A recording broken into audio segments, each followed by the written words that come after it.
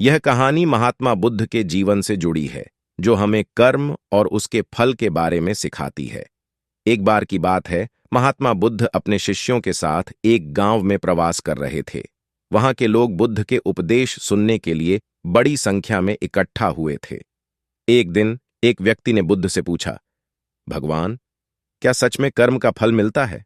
अगर हां, तो कैसे? महात्मा बुद्ध ने मुस्कुराते हुए कहा, मैं तुम्हें एक कहानी सुनाता हूं। एक समय की बात है, एक राजा था जो बहुत ही न्यायप्रिय और दयालु था। उसके राज्य में सभी लोग सुखी और संतुष्ट थे। एक दिन राजा ने अपने राज्य में एक बड़ा यज्ञ करने का निर्णय लिया। यज्ञ के लिए बहुत सारे ब्राह्मणों और विद्वानों को आमंत्रित किया गया। यज्ञ के बाद राजा ने सभी को भोजन और वस्त्र दान में दिए। उसी समय एक गरीब ब्राह्मण भी वहां आया। वह बहुत ही भूखा और थका हुआ था। उसने राजा से भोजन और वस्त्र की याचना की। राजा ने उसे भी भोजन और वस्त्र दिए। ब्राह्मण ने राजा को धन्यवाद दिया और कहा, राजन, आप बहुत ही दयालु हैं। भगवान आपको इसका फल अवश्य देंगे। कुछ समय बाद राजा का राज्य एक बड़े संकट में आ गया। दुश्मन ने राज्य पर आक्रमण कर दिया और राजा को युद्ध में हार का सामना करना पड़ा। राजा को अपने राज्य से भागना पड़ा और वह जंगल में छिप गया।